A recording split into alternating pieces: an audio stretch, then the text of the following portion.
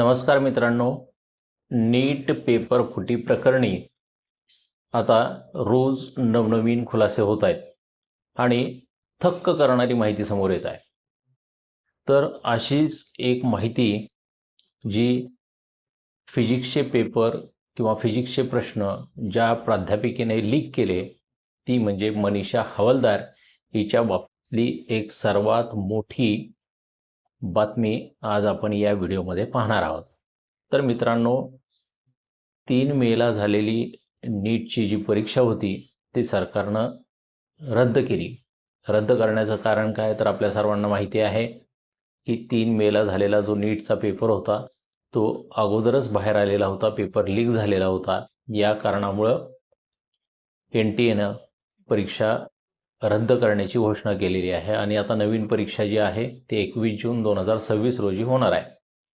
परंतु हा जो तपास आहे पेपर लीक प्रकरणाचा तो CBIकडे गेला आणि तपास CBIकडे गेल्यानंतर CBIनं या पेपर लीक प्रकरणामध्ये जे आरोपी आहेत त्या आरोपींची धरपकड सुरू केली, त्यांच्यावरती छापेमारी सुरू केली, त्यांच्या घरांवरती संबंधित वास्तूंवरती छापेमारी सुरू केली। त्यातच ही भौतिकशास्त्राचे प्रश्न लीक करणारी जी प्राध्यापिका आहे ती मनीषा हवालदार। ही मनीषा हवालदार आपल्याला माहिती आहे की पुण्यातल्या सेठ हिरालाल सराफ महाविद्यालयामध्ये प्राचार्य आहे आणि ती आता 31 जून 2026 रोजी रिटायर होणार होती। आता या मनीषा हवालदारने जे फिजिक्सचे प्रश्न हस्तलिखित स्वरूपामध्ये लिहिले होते आणि ते त्याच्या PDF बनवून तिने तिच्या पतीच्या मोबाईलवरून पुढे फॉरवर्ड केल्या होत्या। तिने कुठलेही पुरावे मागे राहू नये म्हणून हस्तलिखित स्वरूपात लिहिलेले जे प्रश्न होते ते प्रश्न तिने जाळून टाकले। त्यामुळे CBIला तो पुरावा मात्र सापडलेला नाही आहे। परंतु तिचे आणि बायोलॉजीचे प्रश्न लीक करणारी जी प्राध्यापिका आहे मनीषा मांढरे, या दोघींचं WhatsApp चॅट जे आहे ते WhatsApp चॅट CBIनं रिकवर केलेलं आहे, हे आपल्याला माहिती आहे। आता या मनीषा हवालदारच्या घरावरती सदाशिव पेठेमध्ये, पुण्यात सदाशिव पेठेमध्ये तिचं जे घर आहे त्या घरावरती CBIनं ज्या वेळेला झडती घेतली त्यावेळेला CBIच्या हातात तिथून जे काही गॅजेट्स, लॅपटॉप, फोन वगैरे वगैरे CBIच्या हाती मिळालेलं आहे।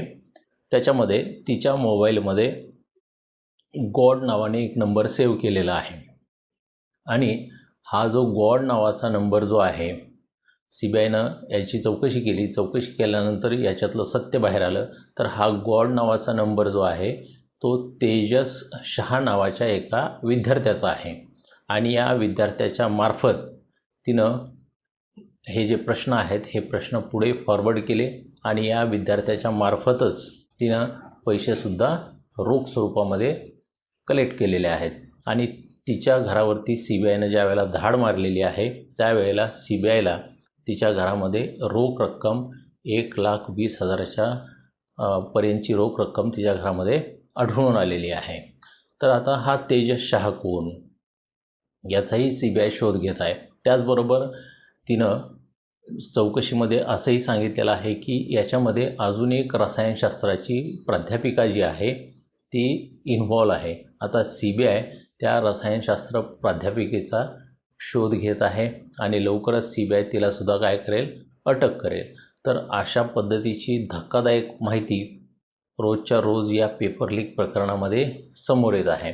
तर मित्रांनो, अशा पद्धतीनं हा पेपर लीक झालेला आहे आणि मोठ्या प्रमाणात महाराष्ट्रामध्येच नव्हे तर पूर्ण देशभरामध्ये आणि देशाच्या बाहेरूनसुद्धा बरीच मुलं ही परीक्षा देत असतात। अशा जवळपास 22 लाख विद्यार्थ्यांचं शैक्षणिक नुकसान या चांडाळ चौकडीनं केलेलं आहे।